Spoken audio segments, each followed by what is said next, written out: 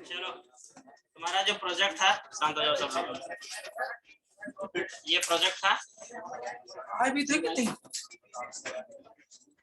और थीम तुम्हारे पास थी एक, जिसे तुमने कॉन्फ़िगर किया था।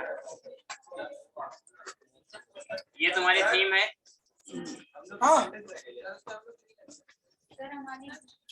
चंदन कहाँ थे?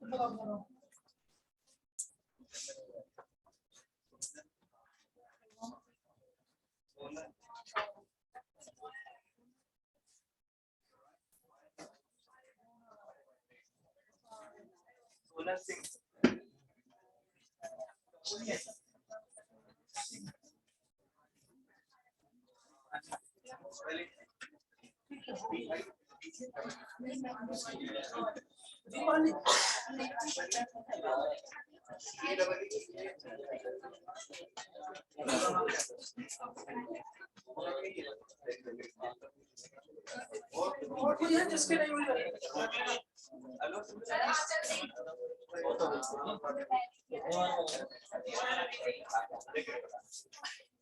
तो 45 तक पास होने वाले स्टूडेंट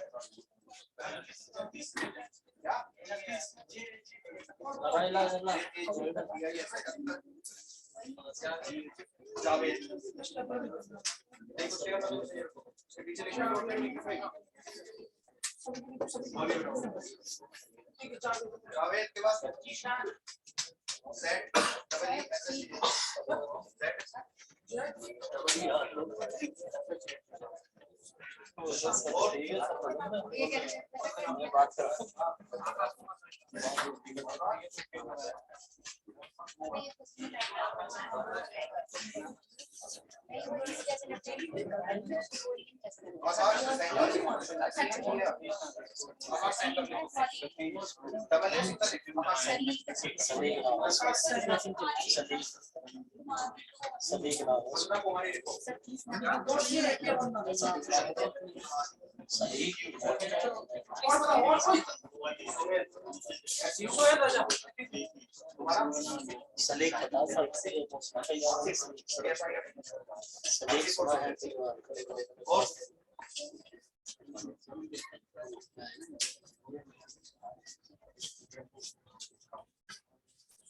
आशिक दोनों हो गए हैं।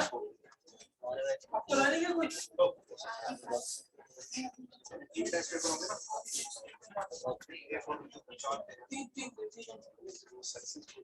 हाँ बताओ, सभी का टेस्ट हो गया?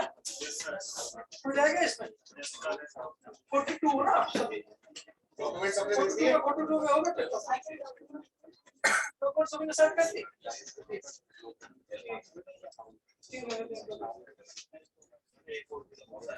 चलो उसे छोड़ो बाद में इन्हें प्रैक्टिस के और फिर उसे कर दो। आओ आओ सब तुम अटेंडेंस दिखा दो। आओ मैं अटेंडेंस लिखूंगा सर। चालीस हाँ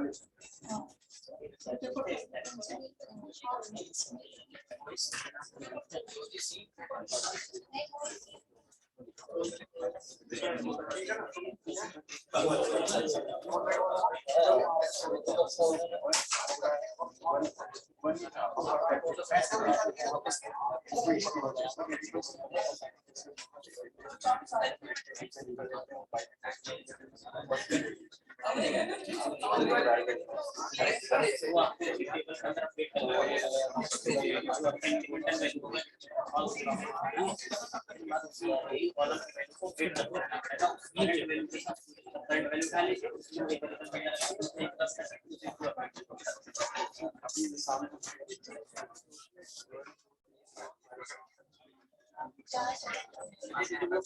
पिछली बार करे तो भी बड़ी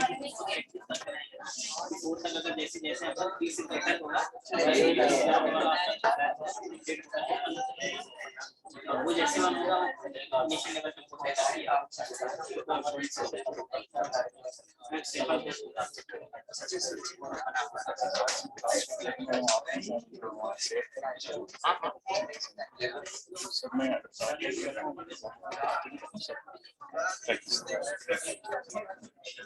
हाँ भाई चलो देखते हैं अभी का जो कंसेप्ट है हमारे पास। तो ये थीम हमारे पास थी।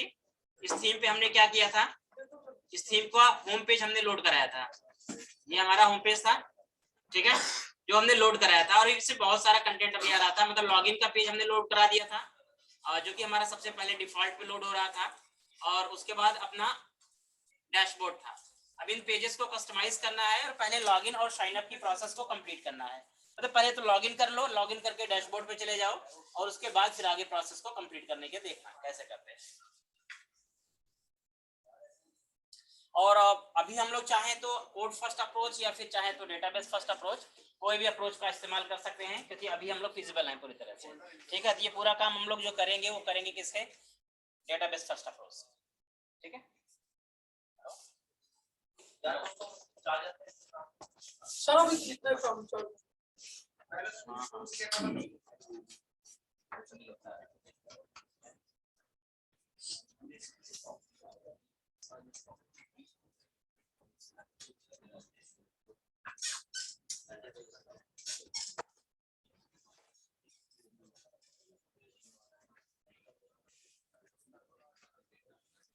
हाँ, तो हम लोग यहाँ पे अभी के लिए अगर देखा जाए तो ये जो प्रोजेक्ट अपने पास है इसमें बाय डिफॉल्ट अगर आप देखेंगे तो आपका जो लोड होगा, अभी तो डैशबोर्ड यहाँ लोड हो रहा है, जबकि डैशबोर्ड लोड नहीं होगा। बाय डिफॉल्ट हम लोग जब ऑथेंटिकेशन इंप्लीमेंट कर देंगे सबसे पहले हमारा क्या आएगा, लॉगिन आएगा। तो अगर हम यहाँ बात करें अकाउंट और लॉगिन की, तो हमारे पास लॉगिन पेज बना था।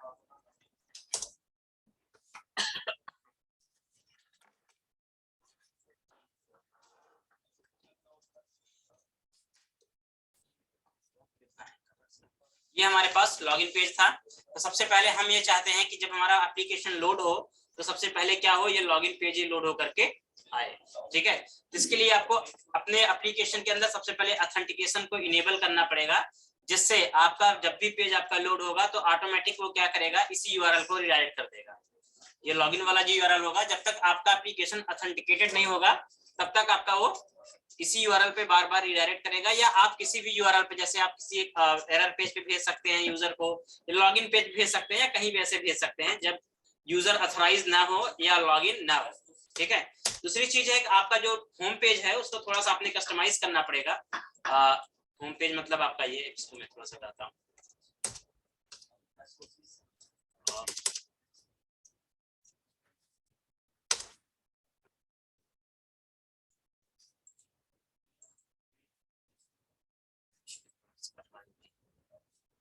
तो अच्छा लग गया लेकिन ब्राउजर हैंग कर रहा है, तो कुछ पंगे लगे रहते हैं।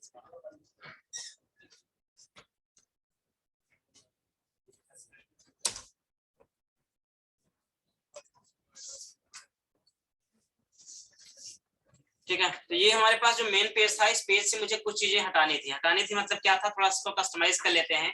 जैसे मुझे ये जो सेक्शन है पूरा यहाँ से ये हटाना है, अलेक्जेंडर पीसेस का ये जो पूरा यहाँ से लेके यहाँ तक का एरिया है ये हटाऊंगा। और उसके बाद यहाँ से जो नीचे वाला सेक्शन है ये, मतलब साइड बार का ये कंटेंट हटाना है। तो साइड बार आपका कहाँ है, लेआउट के अंदर है। ठीक है, जहां से जितना आपको एरिया रिमूव करना है, जैसे मुझे यहाँ से ये जो अलेक्जेंडर ये था एरिया था, ये इमेज से लेकर के यहाँ तक नीचे का हटाना था। ठीक है, तो मैं ये जो पूरा सेक्शन है, ये पैनल है पूरा अपना है एक। ठीक है, इस पैनल को आप क्या करेंगे, कमेंट कर देंगे। जितना पार्ट आपको डिलीट डायरेक्ट नहीं करना, कुछ भी ध्यान रखना, केवल आपको क्या करना है, जो नहीं चाहिए अभी उसके लिए कमेंट करना है बस। ठीक है, कमेंट किया, प्लस इसके अलावा सर्च बार आपको नहीं चाहिए, तो सर्च बार मतलब इसके नीचे जो आपका ये लगा हुआ है, ये सर्च बार है ना, ये भी नहीं चाहिए। तो आप इसको अभी के लिए क्या कर सकते हैं, कमेंट कर सकते हैं। ठीक है। और डैशबोर्ड में आपके पास ये यूएल और एलआई बने हुए हैं, तो मैं एलआई जैसे एक डैशबोर्ड है, एक V1 है, V2 है, डैशबोर्ड 3 है, यहाँ तक की जो एलआईज हैं, इन एलआईज को मैं यहाँ से कमेंट करता हूँ। ठीक है, इतनी एलआई को मैंने कमेंट कर दिया। अब यहाँ से वेट से बचा हुआ है, मतलब यहाँ से आपका ये बचा हुआ है इस सेक्शन से। ठीक है, इतना एरिया आपका यहाँ पे कमेंट हो गया है या रिमूव हो चुका है। एक बार इसको रिलोड करके देख लो। उसके बाद आपको अगर इधर से कुछ हटाना है, ये नीचे वाले सेक्शन से कुछ हटाना है, तो ये वाला नीचे वाला सेक्शन आपका इंडेक्स पेज पे है, जहां से आपको जाकर हटाना पड़ेगा। तो उसके लिए हम लोग जाएंगे कहाँ पे, इंडेक्स पेज, मतलब ये वाला सेक्शन जो होगा अननेसेसरी जो सेक्शन नीचे आपको मिल रहा है, इसे रिमूव करने के लिए आपको जाना पड़ेगा इंडेक्स पेज पे, क्योंकि ये इंडेक्स पेज का कंटेंट है। ठीक है, तो अगर आप देखेंगे यहाँ पर, अभी ये लोड होने दीजिए, लोड होने पे देखो यहाँ पर वो हट गए सारे पेज। अब यहाँ से वेट्स मेनू से आ रहा है, एकदम वेट मेनू आ रहा है, बाकी मेनू है, इन्हें चेंज कर देंगे, अपने रिक्वायरमेंट के हिसाब से एडिट कर देंगे, इन्हें हम लोग एडिट कर देंगे आगे चल के। ये चीज सेक्शन हो गया। प्लस इधर मुझे नीचे से इधर में हटाना है, मान लो ये सेक्शन थोड़ा सा मुझे कस्टमाइज करना है, तो मैं एक काम और करूंगा यहाँ पे, ये जो पूरा अपना पैनल था, ये इस पूरे पैनल को ही मैं क्या करूंगा, कमेंट करूंगा, तो पूरा पैनल कमेंट कर देंगे, क्योंकि वो हल्का सा स्पेस ले रहा है, एक्स्ट्रा बन रहा है, हट जाएगा ये अपने आप। और इस नीचे वाले कंटेंट को हटाने के लिए आप चलेंगे इंडेक्स के अंदर। इंडेक्स के अंदर आप देखेंगे तो डैशबोर्ड एक तो है अपने पास, ये तो सही है। ठीक है, बाकी जो कंटेंट हेडर है, ये बाकी ये जो कंटेंट अपना कंटेनर है, ये इसके सेक्शन पे आएंगे जहां से आपको रिमूव करना हो। जैसे मुझे लगता है कि कहाँ से रिमूव करना है, एक बार मैं देख लेता हूँ इधर से। और ये वाला मान लो मुझे नीचे डायरेक्ट चैट वाला ये जो टैब है, इन्हें रिमूव करना है मुझे, ये वाले मान लो ऊपर वाले रखने हैं, ये दो इतना रखना है, बट उसके नीचे वाला जो सेक्शन है इसे रिमूव करना है। मतलब नीचे वाला सेक्शन मतलब यहाँ पे डायरेक्ट चैट से जहाँ से है। आप क्या कर सकते हैं, डायरेक्टली आप इसको हटाने के लिए, कमेंट करने के लिए, इसको आप यहीं से सर्च मार लो, कंट्रोल F मारो और डायरेक्ट चैट, ये वाला ऑप्शन है ना, ये इसके नीचे जितना आपको मिलता है, इसको क्या करिए, आप पकड़िए, ये जितना सेक्शन है इसको क्या करिए, चाहे यहाँ से रिमूव कर दीजिए या फिर कमेंट कर दीजिए। ठीक है, ये भी मैंने कर दिया कमेंट, यहाँ से ये पूरा सेक्शन कमेंट हो गया। जब फाइनलाइज आपका हो जाएगा तब इसे क्या करिएगा, डिलीट मार दीजिएगा यहाँ से। क्योंकि कमेंट करने से फायदा रहेगा, मान लो कल को अगर कोई वापस कुछ चाहिए हमें, तो वापस मैं क्या करूंगा, फिर से पिक कर लूंगा। अपने हटा देंगे बिल्कुल पूरी तरह से, दिक्कत हो जाएगी, वापस चाहिए कुछ भी तो फिर मुश्किल में आ जाएंगे आप। ठीक है, देख लेते हैं और कुछ यहाँ से चाहिए हमें। आई थिंक मुझे लगता है ऑलमोस्ट कुछ तो है नहीं। एक बार इसको रीलोड करके देख लेते हैं वो चीजें हटी या नहीं हटी।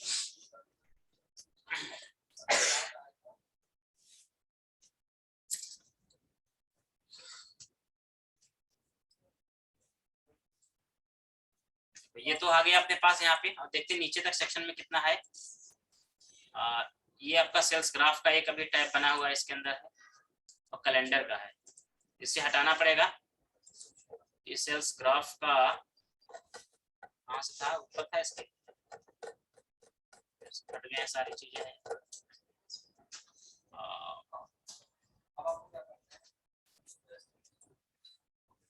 कैनवास है, सेल्स है, ये सेक्शन है,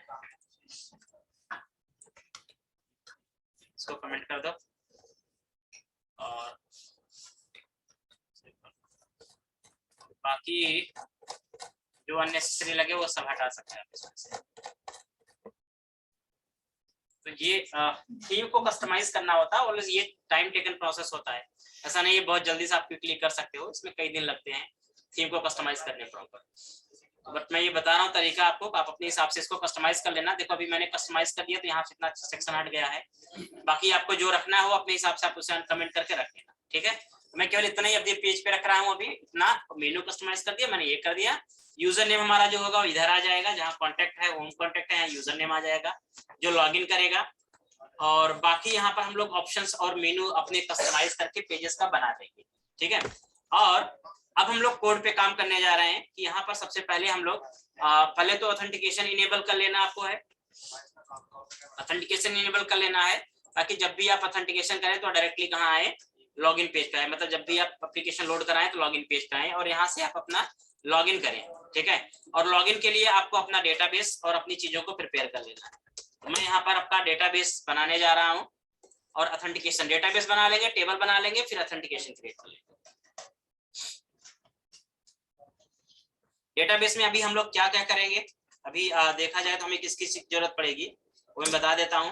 देखो अभी आप जब डेटाबेस बनाएंगे, डेटाबेस मान लो यहाँ पर एक बना लेते हैं, मान लो MS प्रोजेक्ट, ये मान लो मेरा एक प्रोजेक्ट का नाम हो गया, डेटाबेस हो गया। इसके अंदर एक टेबल बनेगा TBL यूजर्स नाम से, ठीक है। और इसके अंदर जो कॉलम होंगे, फील्ड होंगे, वो क्या रहेंगे, एक ID रहेगा जो कि प्राइमरी की होगा और आइडेंटिटी होगा, ठीक है। एक नेम हो गया मान लो इसका, या फर्स्ट नेम हो गया, एक लास्ट नेम हो गया, ईमेल हो गया, पासवर्ड हो गया, जेंडर हो गया, और मान लो प्रोफाइल इमेज हो गया, ठीक है। ये कुछ यूजर्स के आप अपने क्या कर लिए, अपने क्रेडेंशियल आई मीन डेटा रख लिया, ये यूजर्स होगा जिसको आपको क्या करना होगा, मेंटेन करना होगा। एक और यहाँ पर फ्लैग लेंगे आप, इज एक्टिव, ध्यान रखना ये इंपॉर्टेंट चीजें होती हैं। इज एक्टिव रहेगा आपका बिट टाइप का, इज एक्टिव मतलब यूजर आपका जो एक्टिव है या नहीं है, ठीक है। दूसरा होता है एक इज वेरीफाइड होता है, वेरीफाइड का मतलब होता है कि जब यूजर कोई भी लॉगिन करता है तो लॉगिन करने के बाद होता क्या है कि यूजर डायरेक्टली कोई मतलब जब कोई साइन अप करता है तो डायरेक्टली वो लॉगिन नहीं कर सकता, पहले उसका अकाउंट वेरीफाई कराया जाता है। वेरीफाई जनरली OTP के माध्यम से कराया जाता है या ईमेल पे OTP या लिंक भेज के कराया जाता है, लेकिन वेरीफाई कराया जाता है जब यूजर वेरीफाई हो जाता है तभी उसको लॉगिन का परमिशन मिलता है। तो वो उस स्टेटस को मेंटेन करने के लिए इस वेरीफाइड नाम का प्रॉपर्टी हम लोग यूज करते हैं। प्लस एक और हमेशा लेना चाहिए आपको, क्रिएटेड ऑन, कब बना हुआ है, ठीक है, कब यूजर कब क्रिएट हुआ है, और अपडेटेड ऑन,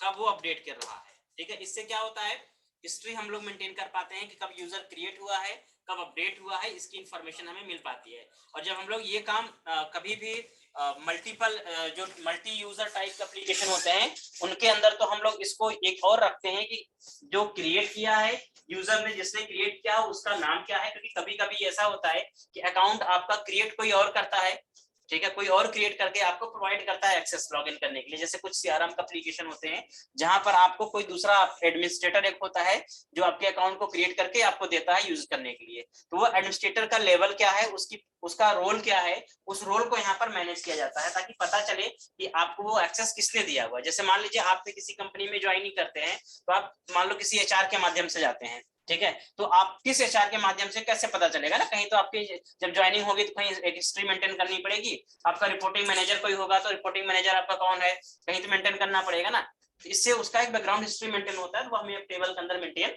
करना पड़ता है, ठीक है। तो वो चीज आपको यहाँ पर रखनी पड़ती है। तो अभी फिलहाल हम लोग ऐसा कुछ है नहीं कि कोई मल्टी यूजर या मल्टी टाइप यूजर टाइप का है हमारे पास, अभी हम लोग रोल बेस्ड काम नहीं कर रहे हैं तो हमें यहाँ पर रखना नहीं पड़ता, लेकिन रियल टाइम प्रोजेक्ट के अंदर ये चीज होती है जहां पर रोल बेस्ड एप्लीकेशन होते हैं कि एक ही एप्लीकेशन को अलग अलग रोल के यूजर यूज करते हैं, उनको रोल सेटअप करना पड़ता है, ठीक है। इसके बाद हमारे पास अब अकाउंट को एक्टिवेट और वेरीफाई करने के लिए एक टेबल और बनानी पड़ेगी, and that's may be verify account table. इस वेरीफाई अकाउंट टेबल के अंदर क्या क्या रखेंगे हम लोग, ID रखेंगे, ठीक है, और क्या रखेंगे, OTP रखेंगे, यूजर ID रखेंगे, ID OTP यूजर ID, और यहाँ पर सेंड टाइम, कब OTP भेजी गई है, ठीक है। इससे क्या मेंटेन करेंगे हम लोग, इससे हम लोग ये मेंटेन करेंगे कि जब आपका यूजर क्या होगा, साइन अप करेगा तो साइन अप करते ये उसकी मेल पे OTP भेजेंगे, ठीक है, और उस OTP की एक कॉपी हम लोग यहाँ पर इस टेबल के अंदर क्या करेंगे, प्रिजर्व कर लेंगे। जब यूजर जाएगा मेल पे अपने OTP देखेगा और एक टेक्स्ट बॉक्स के अंदर एंटर करेगा, हम उस OTP को इस OTP से मैच कराएंगे और टाइम भी उसका मैच कराएंगे। टाइम कहीं ज्यादा तो नहीं, मतलब जैसे होता है ना 30 मिनट के लिए OTP वैलिड होती है, 15 मिनट के लिए वैलिड होती है, 5 मिनट के लिए वैलिड होती है, तो टाइम भी हम लगा सकते हैं यहाँ पर। तो हम लोग मैच कराएंगे, अगर सब कुछ वैलिड है तो उसका जो वेरीफाइड स्टेटस जो होगा बिट में 0 होगा, उसको 1 कर देंगे, मतलब वो सक्सेस हो जाएगा। और जैसे ये सक्सेस हो जाएगा वैसे क्या हो जाएगा, मतलब फिर वो लॉगिन यूजर कर सकता है, यूजर लॉगिन करने लायक हो जाएगा, ठीक है। यही कंसर्न हमें यहाँ पर इंप्लीमेंट करना है, पहले ये 2 टेबल पे काम करना है। इसके अलावा भाई जो CRUD ऑपरेशन आपको परफॉर्म करना है, मान लो इसके बाद मुझे जब मैं इसके अंदर चला जाऊंगा तो मुझे मान लो प्रोडक्ट्स का ऑपरेशन में इंप्लीमेंट करना होगा। तो प्रोडक्ट्स मान लीजिए हमें यहाँ पर क्रेड करना है, प्रोडक्ट्स हमारे पास क्या होंगे, एक टेबल प्रोडक्ट्स होगी और एक टेबल इसके साथ क्या होगी, कैटेगरी होगी। ठीक है, तो दो ही बनाएंगे, एक कैटेगरी होगी, कैटेगरी में आईडी नेम ना, कैटेगरी में आईडी होगा, नेम होगा और उसकी डिस्क्रिप्शन होगी और उसका इमेज होगा। ठीक है, इतनी चीजें होंगी। प्रोडक्ट में क्या रहेगा, आईडी प्रोडक्ट का रहेगा, टाइटल रहेगा, प्राइस रखेंगे, इमेज रखें, इमेज का अलग टेबल रखेंगे, प्राइस हो गया, क्वांटिटी रख लेते हैं, क्वांटिटी रख लेते हैं और डिस्क्रिप्शन रख लेते हैं, बस इतना रखते हैं। एक और टेबल रखेंगे और हाँ इसका कैटेगरी आईडी रखेंगे, कैटेगरी आईडी ये क्या रहेगा, एफके रहेगा। ठीक है, और इसके साथ और क्या मेंटेन करना चाहिए हमें, इसके साथ हम एक रखेंगे प्रोडक्ट इमेजेस का। प्रोडक्ट इमेजेस में क्या रहेगा, आईडी, इमेज यूआरएल या इमेज पाथ होगा, प्रोडक्ट आईडी ये रहेगा प्लस इमेज। इमेज का एक होता है कि टाइप, जैसे होता है ना इमेज, मान लो कोई थंबनेल में मेन इमेज है, कोई सा छोटी इमेज है, प्रोडक्ट जैसे ई कॉमर्स की साइटों पर आप देखते हैं अलग अलग टाइप की इमेज होती है, एक मेन फ्रंट पे आती है, एक इमेज छोटे छोटे थंब में आती है, तो उस तरह का हम लोग उसका लेवल सेट करते हैं। जैसे मेन इमेज होगी, बैक इमेज है, थंबनेल है, वो किस टाइप का होगा उसे मेंटेन कर लेंगे। फिलहाल के इतना हम लोग टेबल बनाने वाले हैं इसके अंदर। अभी जो काम करेंगे उसमें हमारे पास कुल 5 टेबल बनने वाली है। एक टीबीएल यूजर्स बनेगी, वेरीफाई अकाउंट बनेगी, कैटेगरी बनेंगे, प्रोडक्ट्स बनेंगे और प्रोडक्ट्स इमेजेस बनेंगे। इससे हमें बेसिक आइडिया लग जाएगा काम करने का, हालांकि इतने में भी काफी काम हो जाएगा आपका। ठीक है, तो अभी सबसे पहले डेटाबेस पे आपको काम कर लेना होगा। सबसे पहले अपना डेटाबेस पे काम कर लो। तो मैं डेटाबेस पे क्रिएट डेटाबेस, मान लो इसका नाम देते हैं एमएस प्रोजेक्ट, इसका नाम दिया। ठीक है, यूज एमएस प्रोजेक्ट,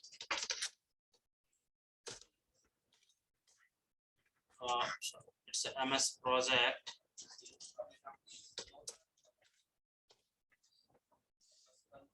एक्टिवेट कर लिया आपने इसको।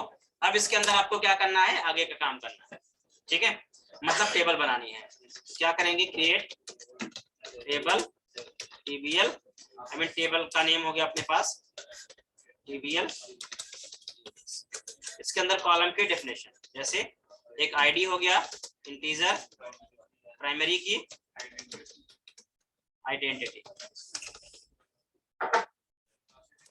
ठीक है, उसका फर्स्ट नेम हो गया varchar मान लो 50। ठीक है, last name varchar 50, email varchar 50 plus इसको रखेंगे हम लोग यूनिक। ठीक है, पासवर्ड varchar रख दो इसको आप 50। और क्या रखते हैं इसमें, कुछ और फील्ड थे ना, क्या बनाए थे, जेंडर है, प्रोफाइल इमेज है, तो जेंडर में भी varchar मान लो 10 हो गया, प्रोफाइल इमेज varchar, ये इमेज का पाथ हो सकता है बड़ा, मैक्स रख देंगे इसको हम लोग। Is active type of bit रहेगा, is verified type of bit रहेगा। ठीक है, और क्रिएटेड ऑन क्या रहेगा, ये डेट टाइम, अपडेटेड ऑन भी क्या रहेगा, डेट टाइम। हो गया टेबल का ये पूरा कॉन्फ़िगरेशन। ठीक है, एक टेबल आपकी बन गई है। इसके नीचे हम लोग दूसरी टेबल बना लेते हैं, क्रिएट टेबल वेरीफाई अकाउंट्स,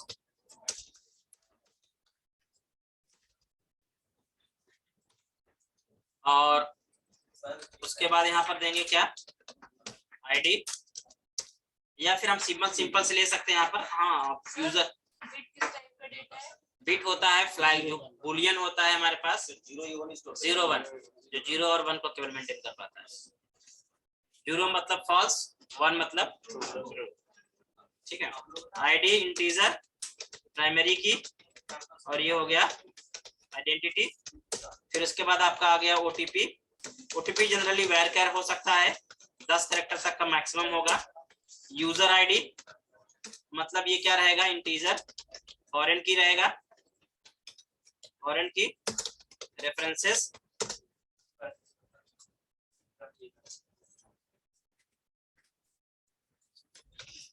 और टेबल का नाम क्या रहेगा, TBL अंडरस्कोर यूजर से आईडी कॉलम आ जाएगा ना।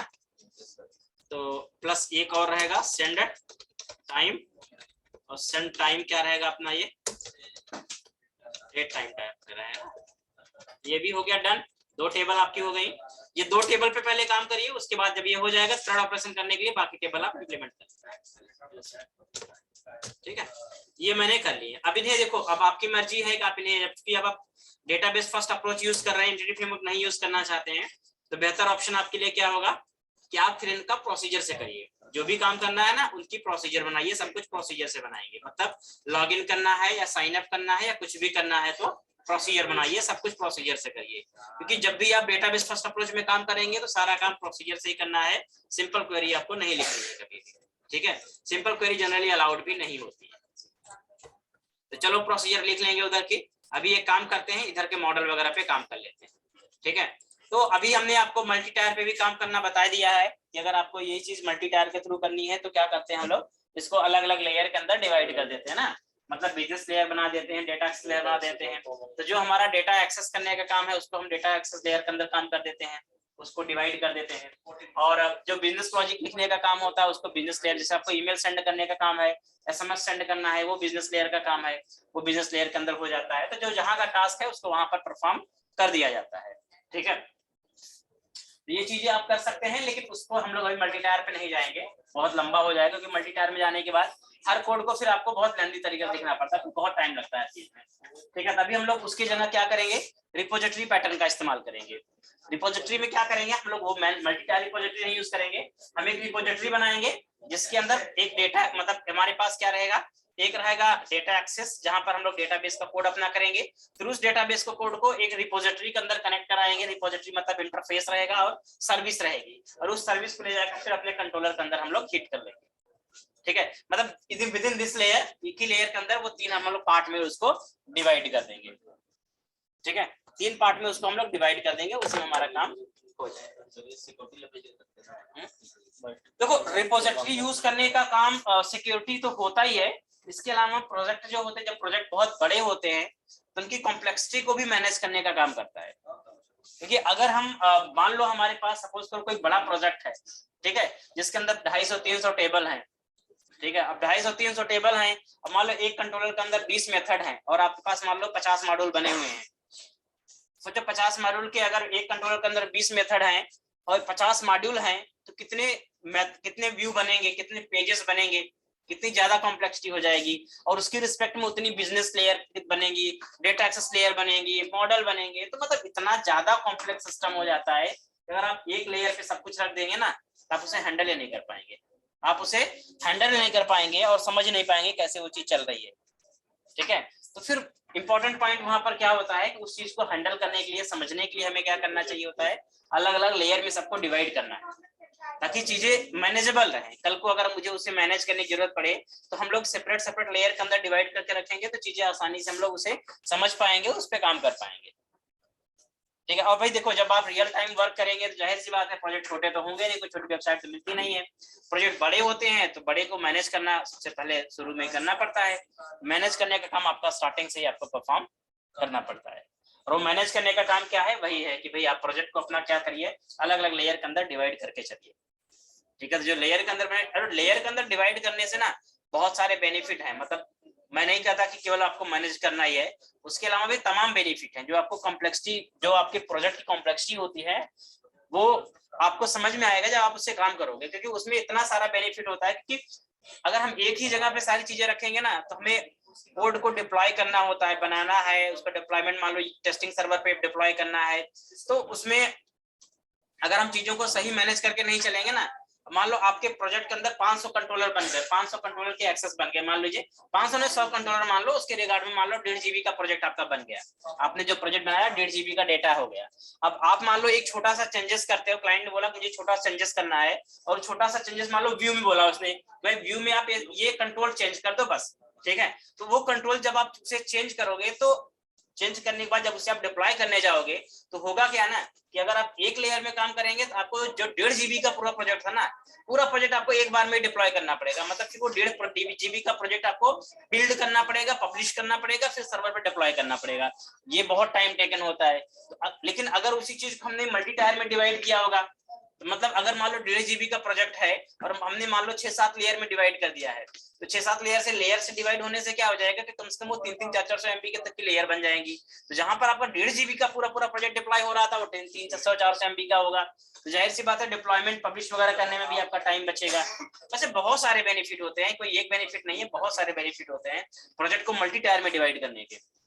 और रियल टाइम में इसीलिए हम इसको हमेशा रिकमेंड करते हैं, प्रेफर करते हैं। नॉर्मल में बनते हैं तो सीखने वाली बात है, तो सीखने के लिए आप सीख लो कि भाई ऐसा ऐसी चीजें होती हैं, लेकिन जब आप रियल टाइम प्रोजेक्ट करने जाओगे तब आपको जो मल्टी टायर मैंने बताया है उसी तरीके से आपको समझना पड़ेगा, हैंडल उसी तरीके से करना पड़ेगा, ठीक है।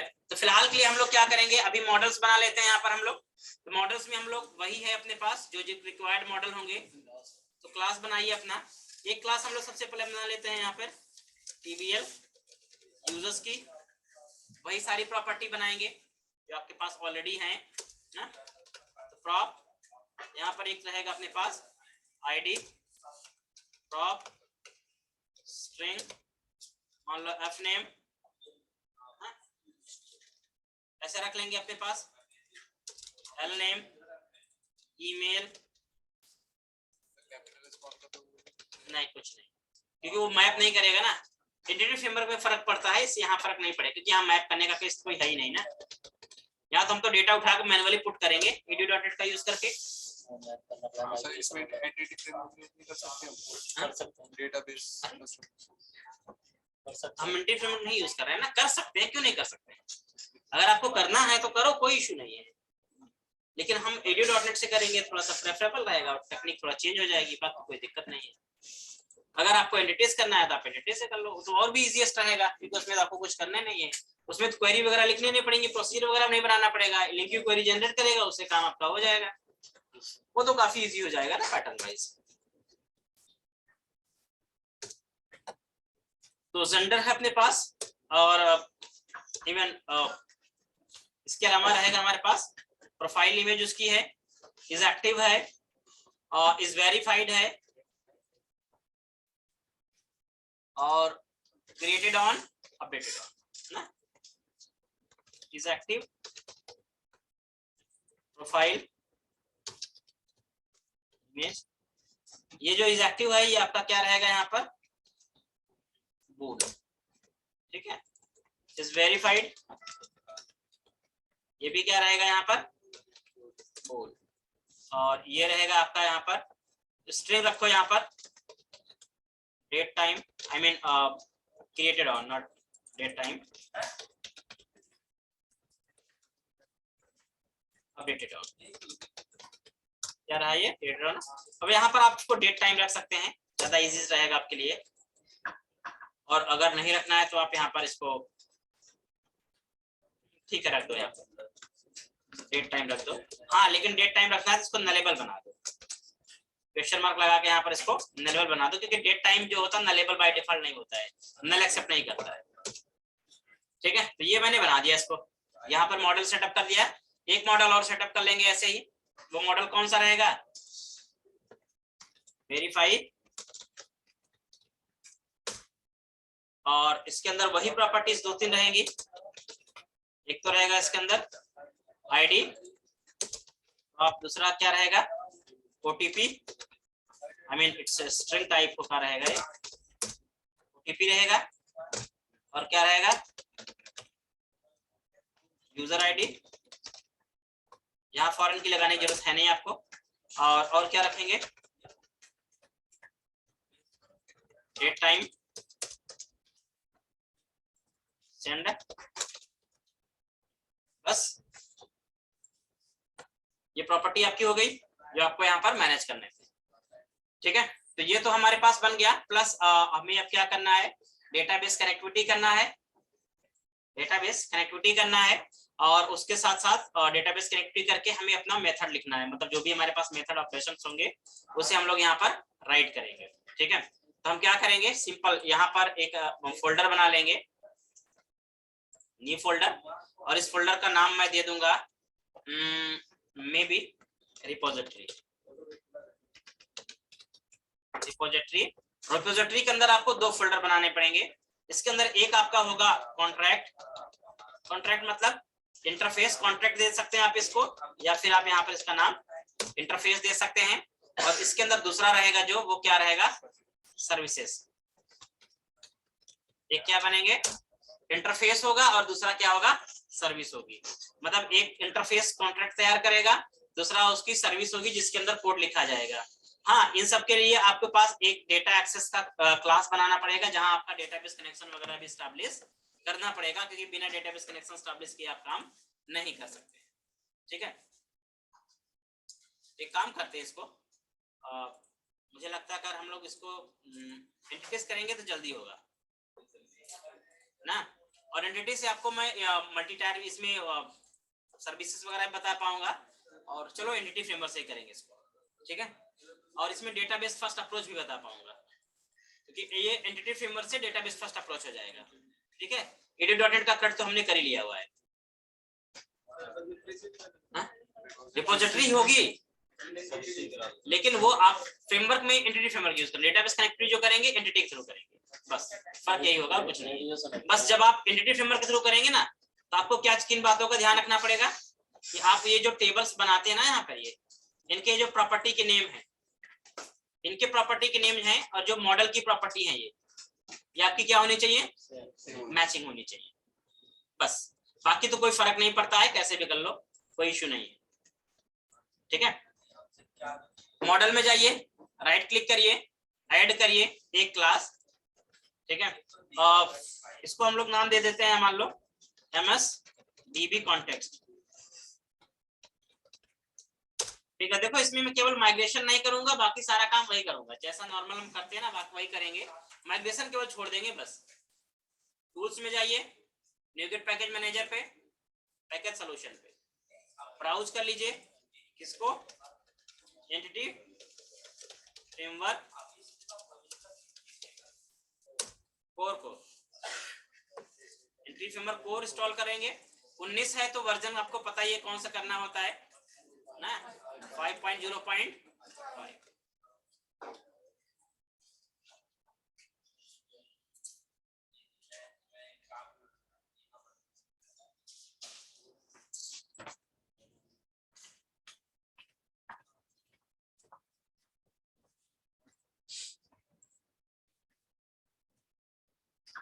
एक ये हो गया। दूसरा क्या करना होता है, SQL server just to below of this version, तो 5.0.4।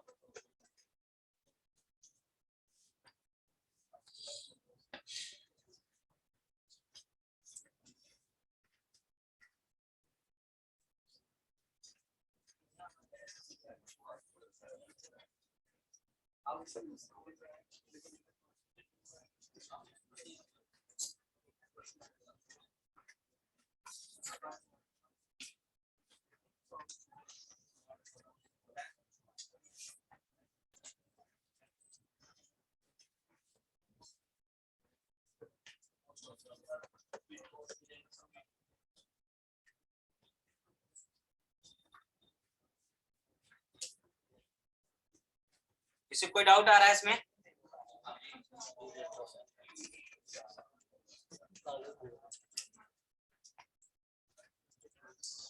अभी इसको तुम लोग सबके सब इसको सबको करना है। अगर ये कोई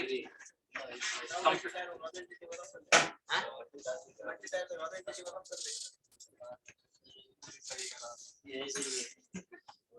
मल्टी टायर में बहुत टाइम लगेगा। सर आप करें तुम लोग मल्टी, चलो एक काम करते हैं ना, मैं इसको कराता हूँ इसमें, तुम लोग मल्टी टायर में कन्वर्ट करो। चलो तुम लोग से मल्टी टायर में कन्वर्ट करो, ठीक है, काम यही रहेगा, इसे तुम लोग मल्टी टायर में कन्वर्ट करो, इसका मल्टी टायर बनाओगे, ठीक है। मल्टी टायर तो बता ही दिया मैंने, थर्ड ऑपरेशन तो बताया हुआ है, बनाना बता दिया, लेयर कनेक्ट कराना बता दिया है। अब तुम इस कोड को ले जाना मल्टी टायर में उठा के डालना लेयर वाइज, तोड़ो, समझ में आएगा। ये बढ़िया टास्क है। अब करो, सही हो गया। चलो तो ये हो गया हमारे पास पहले तो ऐसे ही करो। Using Microsoft dot entity framework code, क्या लेंगे यहाँ पर, डीबी पब्लिक। अच्छा एक चीज आप बताओ मुझे, अगर मान लो मुझे बेस क्लास का कंस्ट्रक्टर ओवरराइड नहीं करना है, तो क्या और कोई टेक्निक है कनेक्शन को प्रोवाइड करने की या कनेक्शन को एस्टैब्लिश करने की? Have any idea? अगर मैं बोलूं कि मुझे, जो पहले हम लोग ये करते हैं ना, पब्लिक msdb कॉन्टेक्स्ट और यहाँ पर बेस कीवर्ड के थ्रू क्या करते हैं, इसको ओवरराइड करते हैं, ये वाला काम करते हैं ना। अगर मान लो आपको ये ना मिले करने के लिए, ये कहीं पर किसी कंडीशन में रिस्ट्रिक्टेड होगा, तो कैसे करेंगे, कैसे कनेक्शन को एस्टैब्लिश करेंगे? तो एक्चुअली इसके अंदर अल्टरनेटिव है। जब आप मल्टी टायर में काम करोगे ना, मैं बता दे रहा हूँ, मल्टी टायर में काम करोगे तो ये वाला टेक्निक आप जो है नहीं कर पाओगे यूज। ये वाला टेक्निक करोगे तो फेल हो जाओगे। क्यों हो जाओगे मैं बताता हूँ उसको। देखो ये जो टेक्निक होता है, इसमें जो प्रोवाइड करते हैं वो प्रोवाइड करते हो डीबी कॉन्टेक्स्ट ऑप्शन प्रोवाइड करते हो, और जब इसे प्रोवाइड करते हो तो तुम इसको starter.cs के अंदर क्या करते हो, वहां ले जा करके उसे कॉन्फ़िगर करते हो, तो ये एक तरह का इंजेक्टेबल सर्विस बन जाता है। अब इंजेक्टेबल सर्विस का नियम क्या होता है? इंजेक्टेबल सर्विस का नियम ये होता है कि तुम उसे कभी भी डायरेक्टली इंस्टेंशिएट नहीं कर सकते हो। जैसे इंटरफेस होता है, इंजेक्टेबल सर्विस मतलब इंटरफेस, और इंटरफेस का आप कभी भी इंस्टेंस नहीं बना सकते हो ना, उसको क्या होता है, कंस्ट्रक्टर के अंदर इंजेक्ट कराना पड़ता है। अब जब तुम मल्टी टायर में काम करोगे तो इसको तुम यूज करोगे अपने डेटा एक्सेस लेयर के अंदर। अब डेटा एक्सेस लेयर के अंदर जब यूज करोगे तो वो एक नॉर्मल क्लास होगी, वो तो कोई सर्विस होगी नहीं, तो उसके अंदर आप उसे कभी भी इंजेक्ट नहीं, इंस्टेंशिएट नहीं करा पाएंगे, मतलब इंजेक्ट नहीं करा पाएंगे। तो आपको इस पर्टिकुलर क्लास को ऐसा रखना है कि आप इसका इंस्टेंस बना पाए, मतलब इसको सर्विस का बिहेवियर नहीं देना है, इसको ऐसा रखना है कि आप इसका इंस्टेंस बना पाए, ठीक है। अब इसमें एक और चैलेंज आता है जब जनरली जो लोग करते हैं, अगर हम लोग ये वाला टेक्निक नहीं यूज करेंगे तो फिर हम लोग जो कोड फर्स्ट अप्रोच वाला काम करते हैं, माइग्रेशन वाला काम करते हैं, फिर उसमें प्रॉब्लम आती है, वो नहीं कर पाओगे फिर आप। मतलब जब हम लोग इसे सर्विस की तरह डील नहीं करना चाहेंगे, इसको हम लोग नॉर्मल क्लास की तरह डील करना चाहेंगे, तो उसके इसमें हम कोड फर्स्ट अप्रोच का इस्तेमाल नहीं करेंगे। जनरली हम लोग क्या टेक्निक अपनाते हैं, हम लोग ये करते हैं कि हम दोनों कोड लिख देते हैं, मतलब ये भी लिख देते हैं और इसके नीचे हम लोग जो इसको नॉर्मल क्लास बनाता है वो भी ओवरराइड करके इसका बेस मेथड होता है, वो मैं बताता हूँ अभी, वो भी लिख देते हैं। तो हम लोग करते क्या है कि जब हम माइग्रेशन करना होता है तो इसे इनेबल कर देते हैं, जब माइग्रेशन खत्म हो जाता, माइग्रेशन हो जाता है, इसे कमेंट करके उसे इनेबल कर देते हैं डेटाबेस को नॉर्मली यूज करने के लिए, ठीक है। उससे हमारा दोनों टास्क पूरा हो जाता है, मतलब जो हमारा जनरली पर्पस होता है वो पूरा हो जाता है। हाँ, दोनों अप्रोच हम लोग एक साथ ही कनेक्ट करके यूज कर लेते हैं। लेकिन बेहतर ऑप्शन आपके सामने ये है, अगर आपको इसे डील करना है तो आपको मैं बताऊंगा कि जैसे हम लोग मल्टी टायर में काम करते थे, तो मैंने एक कॉमन लेयर के अंदर एक कनेक्शन का एक बनाया था अलग से, जिसके अंदर हमने अपना कनेक्शन स्टोर करा के उसे लाकर यहाँ पर क्या किया था, प्रोवाइड कर दिया था, और प्रोवाइड करके उसे हमने क्या किया था, यूज किया था। तो वही टेक्निक हम लोग यहाँ पर इस्तेमाल करेंगे, ठीक है। तो उसके लिए हम लोग अपने मॉडल के अंदर एक क्या करेंगे, एक अलग सा क्लास बना लेंगे, मतलब वैसा ही ऐसे बनाया था, क्या था हमने, डीबी कनेक्शन, ठीक है। और इसके अंदर एक स्टैटिक प्रॉपर्टी बना लेंगे, प्रॉप स्टैटिक और टाइप ऑफ स्ट्रिंग, और ये क्या हो गया, मान लो कनेक्शन, ठीक है। ये कनेक्शन स्ट्रिंग का क्रिएट करेगा, स्टोर करेगा ये, इसके अंदर हम कनेक्शन स्ट्रिंग स्टोर करा लेंगे। और जो डीबी कॉन्टेक्स्ट ये वाला हमारे पास क्लास है, इसके अंदर हम चाहेंगे, यानी डीबी कॉन्टेक्स्ट बेस क्लास पे जाइए, इसकी डेफिनेशन पे जाइए, इसके अंदर आप देखेंगे एक मेथड आपको मिलेगा, वो मैं आपको दिखा रहा हूं यहाँ पर, इट्स ऑन कॉन्फ़िगरिंग, क्या है ये, ऑन कॉन्फ़िगरिंग, ठीक है। इसे हम क्या करेंगे, ओवरराइड करेंगे। देखिए एक वर्चुअल मेथड है, तो वर्चुअल मेथड ओवरराइड किए जा सकते हैं ना, इसको हम क्या करेंगे, ओवरराइड करेंगे। इस मेथड को ओवरराइड करने के लिए हम क्या करेंगे, यहाँ पर पब्लिक ओवरराइड और ऑन मतलब वही मेथड अपना ऑन कॉन्फ़िगरिंग, कहाँ गया ये,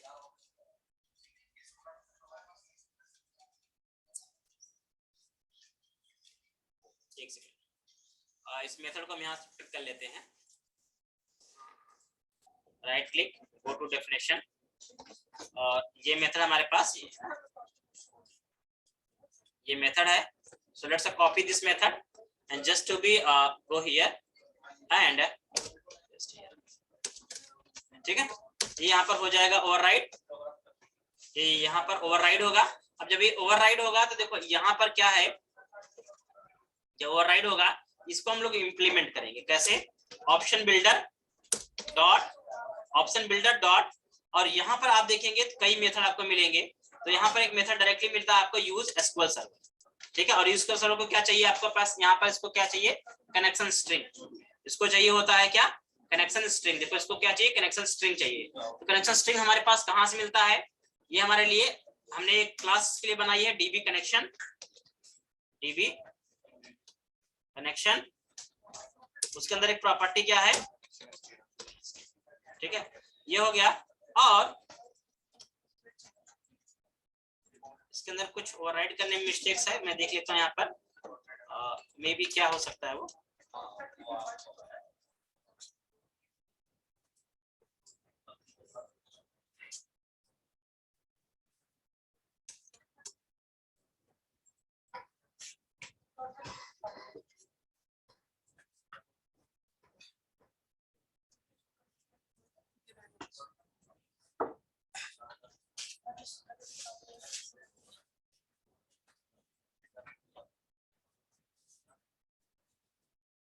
okay, so you just can't use this modifier, you can use only the internal modifier, not here. ये इंटरनल मेथड है, तो इसको आपको इंटरनल बनाकर रखना पड़ेगा, और इधर इंटरनल प्रोटेक्टेड, आई थिंक लगता है मुझको ये तो या तो इंटरनल होगा या फिर ये प्रोटेक्टेड, एक्सेस मॉडिफायर के अकॉर्डिंग प्रोटेक्टेड होगा ये, ठीक है. ये आपने डन कर दिया यहाँ पर, फिर आपको क्या करना है, डीबी सेट बनाना होता है. डीबी सेट बनाते कैसे हैं, टीबीएल यूजर्स, और उसके बाद यहाँ पर अपना टीबीएल यूजर्स जो भी आपको नाम देना है ना, और उसका क्या बना देंगे यहाँ पर, गेट और एक ये काम किया, और दूसरा आपके पास क्या है यहाँ पर, वेरीफाई अकाउंट, वेरीफाई, दोनों बन गया यहाँ पर. देखो इस बार आपने यहाँ पर इसको नहीं किया हुआ है. अब हम इस बार क्या करेंगे, क्योंकि जो कनेक्शन है इसको कनेक्शन चाहिए, तो कनेक्शन कहाँ से प्रोवाइड करेंगे हम लोग, इस क्लास का कनेक्शन हम लोग प्रोवाइड करेंगे. अपना जाएंगे वहां पे program.cs के अंदर, startup.cs के अंदर, और यहाँ पर जहां पर आप कनेक्शंस को रीड करते हैं आई कॉन्फ़िगरेशन का यूज करके, तो यहाँ पर equal to configuration dot get connection string, और कनेक्शन स्ट्रिंग का जो भी आपने नाम दिया होगा, मान लो कनेक्शन आपने दिया है, कुछ भी दिया है जो आप देंगे, वहां पर नेम स्पेस इसका इंपोर्ट कर लेंगे, जहां से आ रहा है इसका नेम स्पेस इंपोर्ट कर लेंगे परफेक्टली, मॉडल से आ रहा है, मैंने मॉडल से नेम स्पेस दे दिया, ठीक है. और अब क्या करेंगे, इसको हम लोग कनेक्शंस को क्रिएट करेंगे ऐप सेटिंग डॉट जेसन के अंदर. तो यहाँ पर जाइए और क्या बनाइए, यहाँ पर अपना कनेक्शन स्ट्रिंग्स, और कनेक्शन का नाम हो गया प्लस उसका पाथ कहाँ से आएगा, server data connection, add new add connection, server का जो भी आपका नाम है, क्या सर्वर का नेम है, ये कॉपी कर लो, यहाँ ले जाओ और इसका नेम प्रोवाइड कर दो. कनेक्शंस आपका रेडी हो जाएगा. यहाँ नया डेटाबेस ध्यान रखना नहीं बनाना है, पुराने डेटाबेस को कनेक्ट करना है. अगर नया बना देंगे तो दिक्कत हो जाएगी.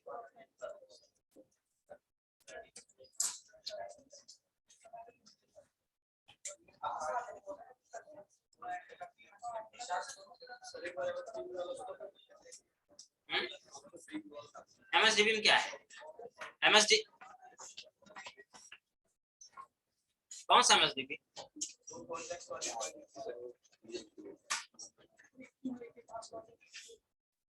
कॉन्टेक्स्ट वाली फाइल,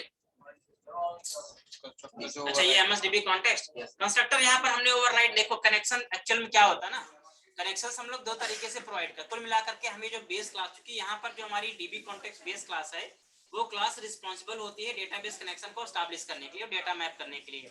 तो जब वो डेटाबेस कनेक्शन स्टैब्लिश करने के लिए रिस्पॉन्सिबल है तो उसको डेटाबेस कनेक्शन स्टैब्लिश कराने के लिए हमें अपना कनेक्शंस प्रोवाइड करना पड़ता है, मतलब डेटा कनेक्शन प्रोवाइड करना पड़ेगा। अब कनेक्शन प्रोवाइड करने की टेक्निक हमारे पास बदल सकती है। एक तो हम भाई कंस्ट्रक्टर के थ्रू प्रोवाइड करते हैं। अब कंस्ट्रक्टर थ्रू प्रोवाइड करने का मतलब होता है कि हम जब अपना क्लास प्रोवाइड करते हैं तो अपनी क्लास के साथ हम क्या करते हैं, अपना उसी कनेक्शन क्लास को हम लोग अपने startup.cs के अंदर वहां कॉन्फ़िगर कर देते हैं, वहां से कनेक्शन स्ट्रिंग रीड करके अपना वो कंस्ट्रक्टर में स्टोर करा के बेस क्लास को प्रोवाइड कर देता है। या फिर हम लोग क्या करें, उसको दूसरे तरीके से करें, तो हमारी बेस क्लास के अंदर एक ऑन कॉन्फ़िगरिंग नाम का मेथड है इंटरनली डीबी कॉन्टेक्स्ट अंदर, उस मेथड को हम ओवरराइड कर देते हैं।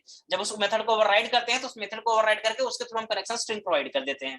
तो भाई कनेक्शन स्ट्रिंग देने की बात थी, चाहे हम उसको कंस्ट्रक्टर की मदद से दे सके या फिर उसकी मेथड को ओवरराइड करके दे सके। तो हमने पहली बार जब यूज किया हम पहले कंस्ट्रक्टर थ्रू देते थे, अभी हमने उसकी बेस क्लास की मेथड को ओवरराइड करके दिया हुआ है, बस फर्क इतना है। ओवरराइड नहीं करेंगे क्योंकि ओवरराइड करने के लिए इसकी जरूरत है क्योंकि जो कनेक्शंस है वो मतलब जो कनेक्शन स्टैब्लिश करेगा वो पेरेंट क्लास करेगा। अब पेरेंट क्लास को अगर देखो, जनरली जब आप इनहेरिटेंस करते हैं, इनहेरिटेंस में क्या होता है कि पेरेंट टू चाइल्ड होता है ना, लेकिन अगर चाइल्ड से पेरेंट को कुछ देना है, चाइल्ड को पेरेंट को कुछ देना है तो कैसे देगा, इनहेरिटेंस से तो होगा नहीं वो चीज। तो क्या करेगा, चाइल्ड पेरेंट वाली चीज को ओवरराइड करेगा। तो जो चाइल्ड ओवरराइड करके नया डेफिनेशन उसके अंदर ऐड करेगा, नया डेटा ऐड करेगा, वो डेटा पेरेंट को मिल जाएगा। ठीक है, ओवरराइडिंग ही एक ऐसी टेक्निक होती है जब हम चाइल्ड क्लास से पेरेंट क्लास को कुछ दे पाते हैं, अदरवाइज हमेशा पेरेंट से चाइल्ड को दिया जाता है। ठीक है, तो बस वो चीज आपने दिया, कनेक्शन स्ट्रिंग आपको चूंकि देना था पेरेंट को तो आपने उसको ओवरराइड करके दे दिया, कनेक्शन स्ट्रिंग उसको मिल गया, दैट्स इट। ये क्यों है करके बैठा है?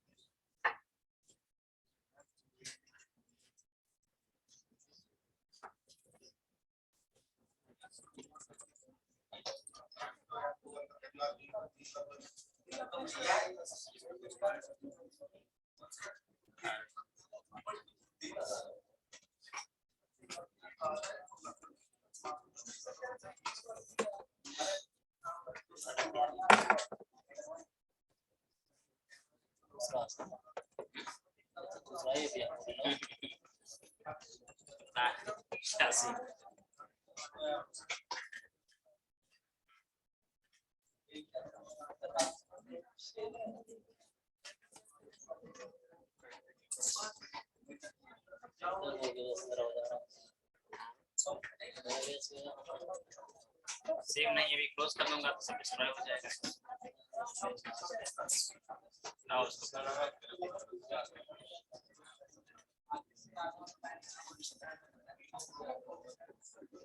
रिकवरी का ऑप्शन मांगता है बस।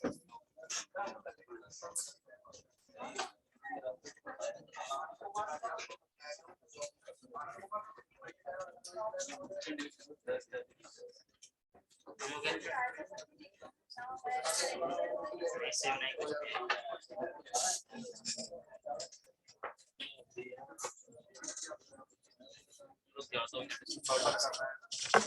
दो मिनट इसको छोड़ दो।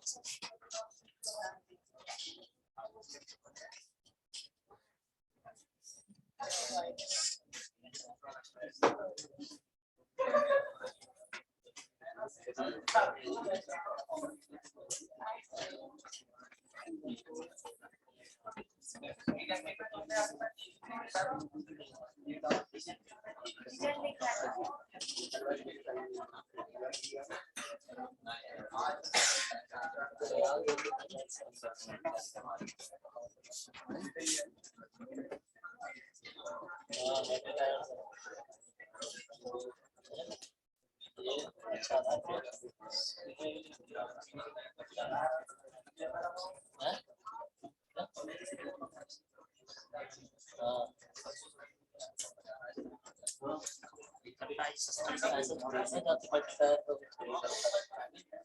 अभी टीम मेंबर में निकाला जब तक तो परफॉर्मेंस कर रहा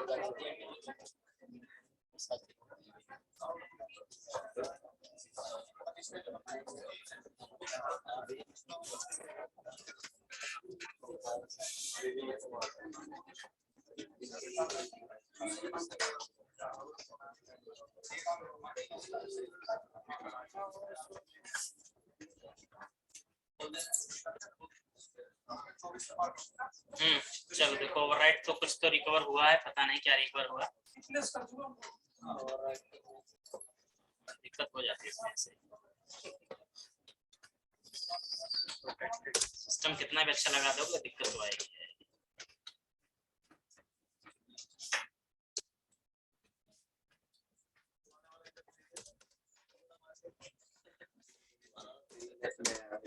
कुछ कह नहीं सकते, मैनेजमेंट टीम। चलो फिलहाल इसको आपस से हम लोग करना पड़ेगा एक बार, इसको हमें दोबारा थोड़ा सा काम करना पड़ जाएगा।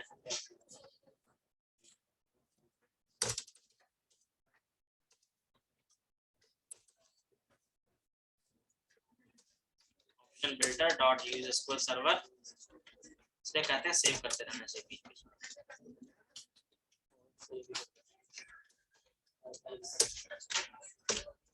ठीक है, ये कर दिया मैंने, इधर का काम डन है। और startup.cs में जाएंगे तो यहाँ पर आपको ये DB कनेक्शन क्लास का नेम जो भी है इंपोर्ट कर लो। ये आप लोग ध्यान से इंपोर्ट करना, गलत इंपोर्ट मत कर लेना, नहीं तो परेशान कर सकते। आपका कोड काम नहीं करेगा, बोलो कोड नहीं काम कर रहा है।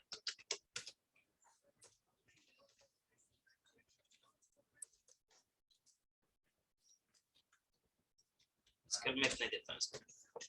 ठीक है, ये भी डन कर लिया। अब सेट.json के अंदर जाके एक्शन स्ट्रिंग्स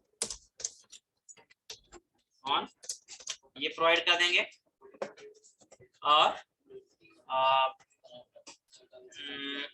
DB कॉन्टेक्स्ट के अंदर यहाँ पर अपने DB शेट नहीं दिया अपने अभी तक, PBL users get and set दीजिए और verify account.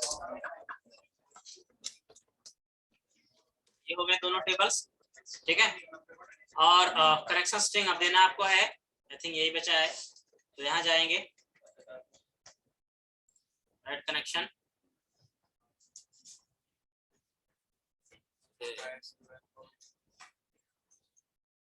SQL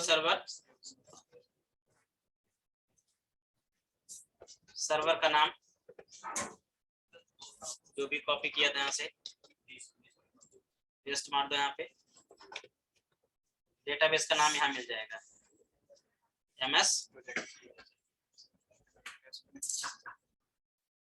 connection string इसका आ गया, Ctrl+A Ctrl+C और यहाँ लाकर दैट्स इट, हो गया ये काम। ठीक है, तो कनेक्शंस भी आपके एस्टैब्लिश हो गए हैं। अब माइग्रेशन तो यहाँ करने की जरूरत है नहीं आपको। ठीक है, माइग्रेशन नहीं करना है, एवरीथिंग फाइन, ऑलमोस्ट आपका काम हो चुका है यहाँ पे। और अब आपको क्या करना है, इंटरफेस तैयार करना होगा। मतलब आपको अब कहाँ काम करना पड़ेगा, सबसे पहले काम करना पड़ेगा रिपोजिटरी के अंदर, इंटरफेस और सर्विसेज। लेकिन ध्यान रहे, इंटरफेस और सर्विस को डील करने के लिए आपको कुछ व्यू मॉडल बनाने पड़ेंगे। जैसे लॉगिन करना है तो लॉगिन करने के लिए आपको व्यू मॉडल चाहिए। ठीक है, साइन अप करना है उसके लिए व्यू मॉडल चाहिए। मतलब आपको अपने व्यू मॉडल्स अपने से बनाने पड़ेंगे। पहले तो जितनी जरूरत पड़ेगी उतने आपको व्यू मॉडल्स क्रिएट करने पड़ेंगे। तो हम लोग अपना व्यू मॉडल जो भी होगा यहाँ पर पहले तैयार कर लेंगे। मतलब लॉगिन के लिए, साइन अप के लिए व्यू मॉडल चाहिए। तो आप चाहे मॉडल्स के अंदर ही बना लो या फिर मॉडल से बाहर, ठीक है, कहीं बनाएंगे, लेकिन आपको बनाने पड़ेंगे। तो यहाँ पर हम लोग फोल्डर बना लेते हैं व्यू मॉडल, और इस व्यू मॉडल के अंदर क्या करेंगे, लॉगिन के लिए और साइन अप के लिए मॉडल बनाएंगे। तो यहाँ पर हम दे देंगे sign in model. Sign in के लिए हो गया ये। साइन इन दो चीजों के यहाँ पे आप करते हैं, एक होता है ईमेल और दूसरा क्या रहेगा, स्ट्रिंग टाइप का पासवर्ड। और एक और होता है जो जनरली आपने देखा होगा कहीं होता है, वो क्या होता है, रिमेम्बर मी। पासवर्ड जब कभी लॉगिन करते हो देखते हो रिमेम्बर मी का एक ऑप्शन होता है ना, तो आपका होता है यस या नो, चेक कर देते हो तो यस रहता है, नहीं करते हो तो तुम्हारा नो रहता है बाय डिफॉल्ट, जो पासवर्ड को कुकी में सेव करता है। तो ये तुम्हारा साइन इन का मॉडल हो गया। ऐसे तुम्हारे पास क्या बनेगा, एक साइन अप का मॉडल बनेगा। तो साइन अप व्यू, हमें साइन अप व्यू मॉडल बोल दो या साइन अप मॉडल बोल लो, ठीक है। अब तुम साइन अप किस पे कराना चाहते हो, पहले यहाँ पर अपना बना लो वो चीज। जैसे मुझे साइन अप में क्या चाहिए, फर्स्ट नेम चाहिए, last name, email, password, confirm password और जेंडर, बस केवल मुझे इतना ही चाहिए यहाँ पर, शुरू में केवल इतने चाहिए। बाकी इमेज अपलोड करने का काम बाद में आप करेंगे, ठीक है। ईमेल वैलिडेशन जो लगाएंगे वो यही लगाएंगे, कंफर्म पासवर्ड, और क्या रखेंगे हम यहाँ पर, लास्ट में एक जेंडर रख सकते हैं, नहीं है तो हटा सकते हैं, ठीक है। ये साइन अप के लिए अपना व्यू मॉडल हो गया। तो साइन अप और साइन इन का दो व्यू मॉडल आपने यहाँ पर रेडी कर लिया। अब इसके लिए आपको क्या करना है, अपना यहाँ पर इंटरफेस बनाना पड़ेगा। इंटरफेस बनाएंगे और इंटरफेस क्या होगा, एक क्लास होगा यहाँ पे, इंटरफेस बनेगा यहाँ पर आई यूजर्स। अब इसके अंदर एक पब्लिक इंटरफेस बनाएंगे। अब इसके अंदर आपको जनरली मेथड डिक्लेयर करने पड़ेंगे कि आपको लॉगिन कराना है, साइन अप कराना है। तो मैं यहाँ पर एक बनाता हूँ मेथड, जो कि क्या रहेगा, साइन इन के लिए बनाएंगे। तो साइन इन करेगा, चलो एक छोटा सा रखते हैं बोल, और साइन इन, और इसके लिए जो मॉडल चाहिए हमें वो क्या चाहिए, साइन इन। इसमें कई चीजें हैं, यहाँ पर एक नया कॉन्सेप्ट हम यूज करेंगे जो आप लोगों ने शायद नहीं पढ़ा होगा, इनमरेशन का इस्तेमाल करेंगे। क्योंकि जब साइन इन आप करते हैं, लॉगिन करते हैं, और डेटाबेस में जब भी आप लॉगिन करेंगे तो आपके सामने कई स्टेट आती हैं। जैसे मान लीजिए अब जब आपने ईमेल और पासवर्ड डाला तो कई स्टेट चेक होती है डेटाबेस के अंदर। जैसे ये चेक होता है कि एक तो आपका ईमेल पासवर्ड सही है या नहीं सही है, गलत है। फिर ये चेक होता है कि आपका कहीं अकाउंट तो एक्टिवेटेड डीएक्टिवेटेड नहीं है। फिर ये चेक होता है कि आपका अकाउंट कहीं फ्रीज तो नहीं हो गया है। फिर ये चेक होता है कि आपका अकाउंट पासवर्ड, आपका ईमेल पासवर्ड सही है लेकिन आपका अकाउंट वेरीफाई नहीं हुआ है। ये सब कई स्टेट होती हैं। तो अब यूजर को अलग अलग स्टेट में हमें बताना पड़ता है कि भाई, क्योंकि जैसे अगर मान लीजिए वेरीफाई नहीं हुआ तो हमें मैसेज देना पड़ेगा ना, वेरीफाई नहीं हुआ है। कैसे पता चलेगा वेरीफाई नहीं हुआ है? तो उसके लिए हम लोग क्या करेंगे, एक इनमरेशन बनाएंगे और उस इनमरेशन के अंदर अलग अलग कोड सेट करेंगे, जिसमें हम लोग नॉट वेरीफाइड का अलग रहेगा, डिसेबल्ड का अलग रहेगा, ईमेल पासवर्ड रॉन्ग का अलग रहेगा, सक्सेस का अलग रहेगा। मतलब सबके अलग अलग क्या रहेंगे, इनमरेशन कोड रहेंगे। उसी कोड के भी आप हम डिसाइड करेंगे कि एक्चुअली इंटरनली डेटाबेस में क्या हुआ है, यूजर इनेबल है, डिसेबल है, क्या एग्जैक्टली हुआ है, उसके भी यहाँ पे आपको पता चल जाता है। ठीक है। तो C# के अंदर इनमरेशन जनरली बनाया जाता है और वो हम लोग जनरली ऐसी स्टेट में यूज करते हैं जब हमें कभी भी यूजर को या किसी भी डेटा को अलग अलग स्टेट के साथ कंट्रोल करना होता है। वो स्टेट कंट्रोल करने के लिए यहाँ पर हम लोग, अभी हमने बूल दे दिया है मेथड का रिटर्न टाइप, लेकिन हम लोग बूल नहीं देंगे, इसको हम देंगे क्या, इनमरेशन। ठीक है। इनमरेशन प्रोजेक्ट के अंदर एक तरह का यूटिलिटीज, कॉमन यूटिलिटीज में आता है। इसके लिए एक अलग से फोल्डर बना लिया जाता है यूटिल्स नाम से, और उसके अंदर इनम्स नाम से फोल्डर बना के उसके अंदर रख लिया जाएगा। ठीक है। उसे आप अपना यूज करते रहो। ठीक है। तो एक तरह का यूटिलिटीज होता है इनमरेशन। आइए देखेंगे कैसे उसको बनाना है, कैसे मैनेज करना है। जैसे मुझे अगर इनम बनाना है तो मैं राइट क्लिक करूंगा, यहाँ पर एक ऐड करूंगा फोल्डर, इसका नाम रखूंगा मैं यूटिल्स, और यूटिल्स के अंदर आप एक फोल्डर बना लेंगे इनम्स नाम से, क्योंकि यूटिल्स बहुत सारी हो सकती हैं, लेकिन यहाँ पर एक इनम्स यूटिलिटीज बन रही है। इनम्स के अंदर क्या करेंगे, एक जनरली ये क्लास टाइप का ही रहेगा अभी। ठीक है, क्लास रहेगा ये। तो क्लास हम बना रहे हैं यहाँ पर, एक अभी क्लास हटा देंगे और इसका नाम दे देते हैं, मान लो साइन इन इनम। ठीक है। और ये क्लास नहीं रहेगा, इसको हम लोग यहाँ क्या करेंगे, इनम बना देंगे। और इस इनम में हम लोग अपनी वैल्यू सेट करेंगे। जैसे मान लीजिए मान लो एक हो गया, हमने यहाँ पर सक्सेस का दे दिया, एक हमने मान लीजिए यहाँ पर नॉट वेरीफाइड दे दिया, एक हमने दे दिया मान लीजिए यहाँ पर इनएक्टिव का, एक हमने दे दिया मान लो रॉन्ग क्रेडेंशियल का। ठीक है, ये हमने अलग अलग क्या बना लिए, स्टेट बना दिए कि अगर मान लीजिए सक्सेस होगा, सक्सेस का हम लोग रिटर्न कराएंगे, नॉट वेरीफाइड होगा, नॉट वेरीफाइड, मतलब जो भी स्टेट होगा उसके अकॉर्डिंग हम क्या कराएंगे, स्टेट को रिटर्न कराएंगे। अब इसे कैसे कंट्रोल करेंगे, यहाँ पे देखना, हम यहाँ जाएंगे इंटरफेस में, हाँ बोलते रहो। हाँ नहीं वैलिडेशन नहीं है, ये सब वैल्यूज है। अभी एग्जैक्टली इनोवेशन करेगा क्या ना, जो अपने यहाँ वैल्यू सेट किए हैं ऑटोमेटिकली इनकी इंडेक्सिंग कर देगा। जैसे सक्सेस को 0 इंडेक्स बना देगा, नॉट वेरीफाइड को 1 इंडेक्स बना देगा, इसको 2 पे, इसको 3 पे कर देगा। ठीक है, अब रियल टाइम होता क्या ना, हम लोग कभी भी इस तरह का जब मल्टीपल स्टेट होता है उसको हम लोग न्यूमेरिक कोड से मैप कराते हैं, 0 1 2 3 से मैप कराते हैं। अब 0 1 2 3 क्या होता है कि जो बनाता है कोड उसके लिए तो समझ में आता है, लेकिन दूसरे वाले बंदे को नहीं समझ में आता है कि 0 का मतलब आपने क्या रखा, 1 का मतलब क्या रखा, 2 का मतलब क्या रखा है। लेकिन अगर उसकी जगह हम इनोवेशन बना देंगे तो दरअसल क्या करेगा, इंडेक्स पे काम करेगा इंटरनली, लेकिन वर्ड्स क्रिएट कर ले रहा है ना, तो यूजर को देखने में पता चलता है कि सक्सेस है, फेलियर है, क्या है, उसे पता चलेगा, इसका मतलब पता चलेगा उसे। ठीक है, मतलब एक तरह का स्टेट कंट्रोल करने का तरीका हो गया।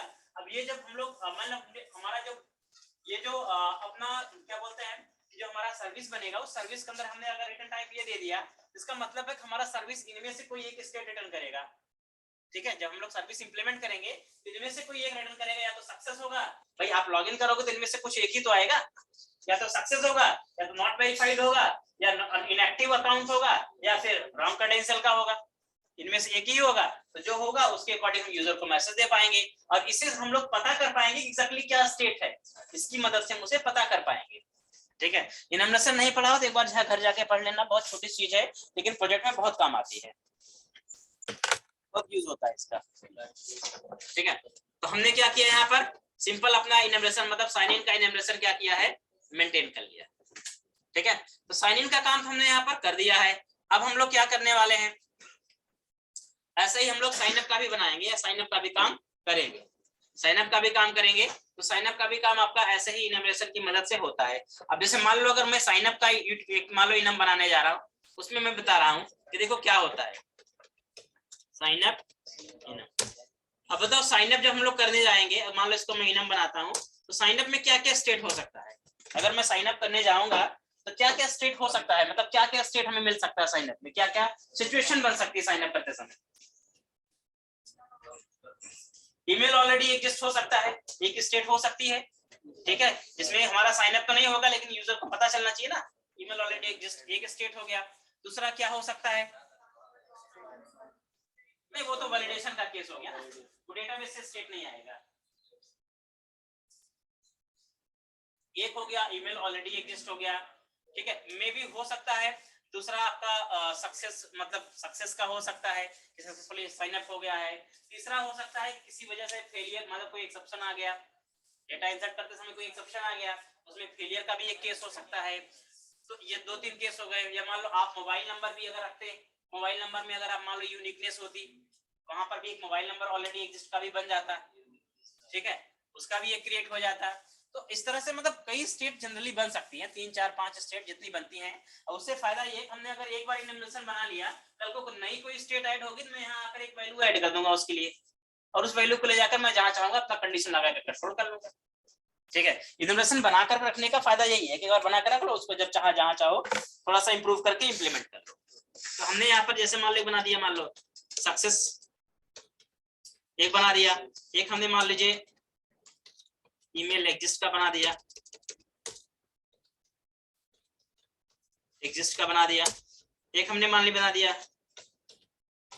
फेलियर का बना दिया ना।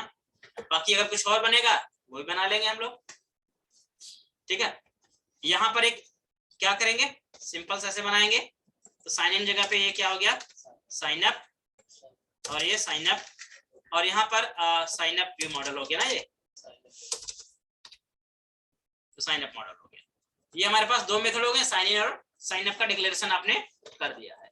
अब इन दोनों डिक्लेरेशन को क्या करना है, आपको सर्विसेज के अंदर इंप्लीमेंट करना होगा। तो हम लोग यहाँ पर एक क्या बनाएंगे, अकाउंट सर्विस बनाएंगे।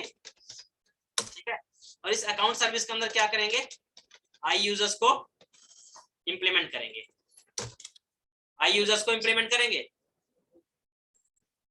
आई यूजर्स क्या है, आपके पास इंटरफेस है, इसे इंप्लीमेंट करिए कंट्रोल डॉट और इसको इंप्लीमेंट कर लीजिए। इसके अंदर इंप्लीमेंट करेंगे तो इसके अंदर आपको सारा मेथड क्या हो जाएगा, इंप्लीमेंट होकर के साइन इन और साइन अप यहाँ पर इंप्लीमेंट हो गया। अब आपको यहाँ पर डेटाबेस कनेक्शन स्टैब्लिश करना है और अपना काम स्टार्ट करना है। ठीक है, स्टैब्लिश करने के लिए पब्लिक अकाउंट सर्विस, और यहाँ पर हम लोग क्या करेंगे, अपना ये जो डीबी कॉन्टेक्स्ट क्लास है इसका इंस्टांस क्रिएट करेंगे। कैसे, प्राइवेट टाइप का इंस्टांस बनेगा डीबी, आई मीन इसका नाम होगा MS dB context. Name space add कर लेना, मॉडल से आएगा ये, तो इसका नाम हम दे सकते हैं डीबी कॉन्टेक्स्ट। तो मैं यहाँ पर इसको सिंपल डीबी कॉन्टेक्स्ट देता हूँ, और इधर आकर क्या करेंगे, DB context equal to new MS DB. ये हो गया। देखो अगर हम लोग यही पॉइंट गेट करने के लिए हमने क्या किया है, यहाँ पर अपने जहां डेटाबेस कनेक्शन हमने एस्टैब्लिश किया मॉडल्स के अंदर, यहाँ पर हमने इसीलिए ये वाला मेथड ओवरराइड किया इंस्टेड ऑफ कंस्ट्रक्टर को ओवरराइड करने की बजाय। मतलब हमने ये वाला काम नहीं किया, कंस्ट्रक्टर ओवरराइड करने का काम छोड़ करके हमने क्या किया, डायरेक्टली इसको ओवरराइड किया यहाँ पर। ठीक है, इस ओवरराइड करके कनेक्शन प्रोवाइड कर दिया केवल इस चीज को अचीव करने के लिए कि हम लोग यहाँ पर जब भी अपना काम करें तो हम लोग इस तरह से इस क्लास को इंस्टेंशिएट कर पाए न्यू कीवर्ड का यूज करके। ठीक है, इसीलिए हमने किया था, बाकी कोई रीजन नहीं था। क्योंकि अगर हम लोग कंस्ट्रक्टर की मदद से करते हैं ना तो फिर इसको हमें इंजेक्ट कराना पड़ता, और ये कोई चूंकि ये कोई सर्विस नहीं, आई मीन ये कोई डीआई सर्विस नहीं है जिसको हम इंजेक्ट कराएंगे तो फिर हमें प्रॉब्लम आगे चल के फेस करनी पड़ती है। बस थोड़ी प्रॉब्लम वही थी, बाकी कोई इशू नहीं। तो हमने इस ट्रिक को अपनाया है, बाकी कुछ नहीं है। बाकी मेथड्स आपको इंप्लीमेंट करनी है, कोड करने हैं, और आपको इसके साथ देखना है कैसे काम करेंगे। ठीक है, you have already database connections, आपके पास पहले से डेटाबेस कनेक्शंस हैं, कनेक्शन रेडी है। आप यहाँ पर अपना मॉडल चेक कराइए, उसके अकॉर्डिंग रिटर्न कराइए। ये तो कोड का कोड हो गया, हमें ये साइन इन साइन अप का कोड हो गया, यहाँ साइन इन साइन अप का कोड लिखना है। इसके अलावा अभी आपको साइन इन साइन अप करने के लिए फॉर्म भी चाहिए, मतलब फॉर्म को भी आपको कस्टमाइज करना पड़ेगा, क्योंकि फॉर्म आपने जो बनाया है, ये फॉर्म अभी जो बने थे आपके वो अभी सही पर प्रॉपर नहीं है, मतलब मॉडल से मैप नहीं है। फॉर्म तो रेडी ही है। अगर आप व्यू के अंदर जाएंगे और अपना अकाउंट के अंदर इंडेक्स पे जाएंगे, लॉगिन वाले पे, तो लॉगिन वाला फॉर्म तो सही बना हुआ है, बट इसके अंदर आपको क्या करना पड़ेगा, फॉर्म को मैप कराना पड़ेगा ना, एक्शन आपको सही करना पड़ेगा, इसका एसपी एक्शन वगैरह देना पड़ेगा, वैलिडेशन लगाने पड़ेंगे यहाँ पर, ये सब चीजें आपको यहाँ पर फॉर्म करनी पड़ेंगी। रिमेंबर मी को इम्प्लीमेंट करना पड़ेगा, ये सब फॉर्म आपको सही करने पड़ेंगे। ठीक है, और इसके अलावा अगर कभी आपको प्रोजेक्ट के अंदर, एक चीज मैं भी बता दे रहा हूँ, आगे चल के आप लोग प्रैक्टिस करिएगा, कभी भी अगर आपको प्रोजेक्ट के अंदर कुछ और ऑथेंटिकेशन चाहिए, कुछ और ऑथेंटिकेशन का मतलब होता है जैसे मान लो आपको फेसबुक से साइन अप कराना है, गूगल से साइन अप कराना है, बहुत सारे आजकल साइट्स आती हैं जहां पर आपको फेसबुक गूगल का साइन अप चाहिए होता है। ठीक है, तो उस केस में आपका जो ये एंटिटी फ्रेमवर्क है, इसके अंदर एक फ्रेमवर्क है आइडेंटिटी, इसके अंदर आइडेंटिटी नाम का फ्रेमवर्क है जिसके पास ऑलरेडी इन सब चीजों को इंप्लीमेंट करने की मेथड्स और सर्विसेज पहले से बनी हुई है। बस केवल हमें आइडेंटिटी को अंडरस्टैंड करना होता है, उसके अकॉर्डिंग हमें उसको क्रेडेंशियल्स देने पड़ते हैं और उसके मेथड को कॉल करना पड़ता है, जो बहुत आसान तरीके से आपका फेसबुक का साइन अप, गूगल के थ्रू साइन अप, या जो भी आजकल सोशल क्रेडेंशियल्स के थ्रू साइन अप होते हैं, वो सब आपको यहाँ पर मिल जाएगा। ये आइडेंटिटी की मदद से आपको हो पाएगा, डायरेक्ट नहीं है। डायरेक्ट करोगे तो बहुत कोड लिखना पड़ेगा, बहुत टाइम लगता है। आइडेंटिटी काफी इजी होता है, क्योंकि आइडेंटिटी स्पेशली यूजर मैनेजमेंट के लिए ही बनाया गया है। आइडेंटिटी बनाने का मेन मोटिव जो है वो यूजर मैनेजमेंट है, यूजर को साइन अप करना, यूजर को साइन इन करना, उसका रोल सेट करना, उसको लॉग आउट कराना, यही सारा फंक्शनलिटी उसके अंदर पहले से इनबिल्ट है। तो इसके लिए आपको उसे इस्तेमाल करना पड़ेगा, उसे आपको देखना पड़ेगा। ठीक है, तो अब हमारा यहाँ पे अभी हमने ऑलमोस्ट जो काम था वो कर लिया है। अब आगे का हमारे पास काम क्या है कि हम इस फॉर्म को कस्टमाइज करें, यानी इस फॉर्म को कस्टमाइज करें और अपना लॉगिन का मेथड लिखें। लॉगिन कराने के बाद कंट्रोलर से उसे कनेक्ट कराएं और उसके बाद ऑथेंटिकेशन को इनेबल करें। उसके बाद आप ऑथेंटिकेशन को इनेबल करें। ओवरऑल काम बहुत होता है, अगर आप करने बैठोगे खुद ना तो आपको पता चलेगा, जो हम 1.5 घंटे में यहाँ पे कर रहे हैं ना, आप खुद बैठोगे तो आपको समझ में आएगा कितना टाइम लगेगा उसे करने में। ठीक है, पूरी रात जागी सर, पूरी रात 6 बजे नाश्ता करके सोएगा।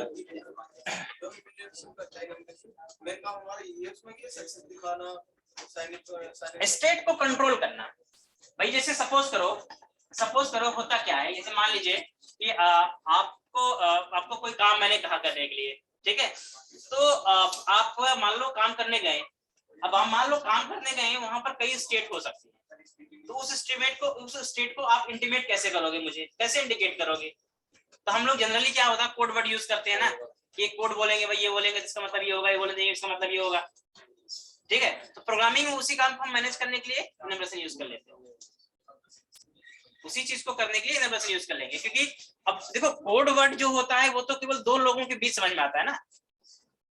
भाई हमने कोई कोड होगा बताया, अगर ये वाला केस होगा तो ये वाला कोड नंबर बता देना आप, वो हम तो समझ पाएंगे, लेकिन अगर वो कोड कल को इनको पता चले तो क्या समझ उसका क्या मतलब है। लेकिन जब डेवलपमेंट में आ जाते हैं तो भाई एक कोड को कई लोग यूजर यूज करते हैं ना। भाई आप कोड बना के चले गए, आपने मान लो कोई कोड किसी वजह से 4 लिख दिया, अब 4 का मतलब नहीं पता किसी चल रहा है, क्या मतलब 4 का है, दूसरा डेवलपर आएगा उसे 4 का मतलब क्या पता चलेगा, 4 का क्या मतलब है। तो इनोवेशन रहेगा तो कम से कम मीनिंगफुल तो रहेगा ना, उसे पता चल जाएगा 4 का मतलब ये है।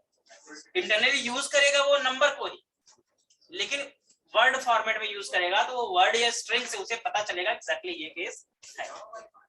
ठीक है, इनोवेशन मतलब यही होता है कि हमारी जो अलग अलग कंडीशन होती हैं उसे इंटीमेट करने के लिए हम उसका इनोवेशन बना करके उसी से उसको इंटीमेट करते हैं। That's it.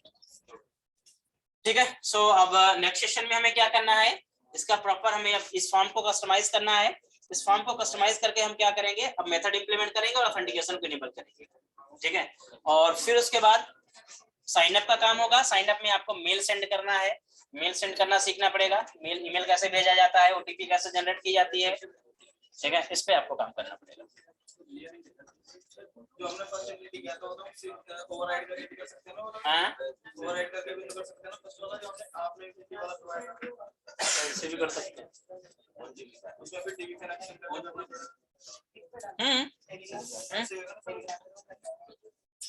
कैसे भी कर लो, कोई दिक्कत नहीं। देखो टेक्निक बहुत सारी होती है ना, कोड में यही बात है, डॉटनेट का कोड में बहुत सारी चेंजेस आते हैं, बहुत अलग अलग तरीके से लोग कोड करते हैं। पॉसिबिलिटी समझनी है, थोड़ा थोड़ा पॉसिबिलिटी समझो, क्योंकि प्रोजेक्ट जो होते हैं डेवलपर के माइंड पे डिपेंड करता है उसने कैसे उसको डिजाइन कर रखा हुआ है। बहुत सारा टाइम तो कनेक्शन, जैसे कनेक्शन स्ट्रिंग अभी हम लोग कहाँ दे रहे हैं, अभी हम लोग जनरली एप्लीकेशन के अंदर दे रहे हैं ना, कुछ कुछ प्रोजेक्ट के अंदर उसको वहां भी नहीं देते हैं लोग। उसके लिए क्या करते हैं, एक अलग लेयर बना लेते हैं, क्योंकि जैसे मान लीजिए कई कनेक्शन स्ट्रिंग होती हैं, कभी कभी जैसे मान लो कोई प्रोजेक्ट है, अब उसमें क्या है कि लोकल का अलग है और लाइव का अलग है। अब लाइव के अलावा यूएटी मान लो कोई टेस्टिंग सर्वर है उसका अलग है, तो कई कनेक्शन स्ट्रिंग होंगी। अब कई कनेक्शन स्ट्रिंग में होता है तो वो क्या करते हैं कि भाई उन्होंने लाइव पे लाइव को इनेबल कर रखा है, लोकल को लोकल पे इनेबल कर रखा है, यूएटी पे यूएटी का इनेबल कर रखा हुआ है, टेस्टिंग वाले सर्वर को उसको इनेबल कर रखा है। वो क्या करते हैं, अलग लेयर में डाल देते हैं उसको। अब उसको अलग लेयर में डाल के उसे जैसा स्टैटिक प्रॉपर्टी बनाकर उसे रीड कर लेते हैं। तो टेक्निकली लोग चेंज करते हैं, मतलब बहुत चीजें आपको बदल के मिल देंगी। स्टक वही होता है, देखो बेसिक कोड तो सबको समझ में आ जाएगा, काम करना अभी तक डॉटनेट कोर का कोई ऐसा बंदा गया नहीं है जिसको मतलब काम करने में प्रॉब्लम हो। सी शार्प इसको प्रॉब्लम होती है वो अलग मैटर है, क्योंकि सी शार्प उतना लोग नहीं पढ़ पाते हैं। लेकिन प्रॉब्लम यहाँ नहीं है, प्रॉब्लम ये होती है कि जो प्रोजेक्ट के चैलेंजेस होते हैं उसे फेस करने में दिक्कत आती है, क्योंकि चैलेंज थोड़ा सा बड़ा होता है। ये चीजें तो सबको समझ में आए, क्रेडिट ऑपरेशन 3-4 बार करोगे समझ में आ जाएगा, लेकिन चैलेंज जो आएगा काम करने में, जो कॉम्प्लेक्सिटी आती है उनके साथ दिक्कत होती है, उसे सीखना है, उसको फेस करना सीखो। वो फेस करना जब तक सीखोगे नहीं तब तक काम करने में मुश्किल होगी, फिर प्रेशर बहुत ज्यादा आएगा। और किसी को अभी के लिए स्पॉट पे इतने रखेंगे, अगली क्लास में इसको आगे मैं कंप्लीट कराऊंगा। 3 से 4 सेशन में 4-5 सेशन लग जाएंगे, आई मीन 1 वीक लग जाएगा इसको कंप्लीट करने में, इस प्रोजेक्ट को। लेकिन डन सबको करना है, सबको ये प्रोजेक्ट अपने टीएल को दिखाना होगा, अपने टीएल को सब लोग एटलीस्ट इतना काम दिखा दोगे तो उससे भी ट्रस्ट होगा कि आपने कुछ तो किया हुआ है, कुछ तो आता है आपको है। भाई उनका क्या होता है कि उनका ये कहना होता है कि आपको क्रेडिट नहीं आते हैं, तो एटलीस्ट ये प्रोजेक्ट कर लोगे तो आपको लॉगिन करना आ गया, साइन अप करना आ गया, मेल सेंड करना आ गया, क्रेडिट ऑपरेशन करना आ गया, ड्रॉप डाउन लिस्ट बाइंड करना आ गया, कैस्केडिंग ड्रॉप डाउन आ गया। हाँ, इतना चीजें तो आपको क्लियर हो जाएंगी ना। तो हर प्रोजेक्ट का बेसिक पार्ट तो इतना ही होता है, एक बेस पार्ट जो होता है प्रोजेक्ट का वो इतना होता है। इतनी चीजें तो आपको समझ, अगर इतना आप अपने दिमाग से कर लोगे, अपने तरीके से कर लोगे तो चीजें क्लियर हो जाएगी। और अगर अपने से नहीं कर पाओगे तो फिर तो आगे चल के नहीं, राम भरोसे नहीं हो। पलट फाइनल बहुत जल्दी होता है, अब तो और जल्दी होगा। अब राम नहीं देखेंगे। अब तो ये है कि अगर चीजें सही नहीं हुई तो बहुत इमीडिएट आप एग्जिट कर दिया जाओगे, बहुत जल्दी हो जाएगा हिसाब किताब आप लोगों का।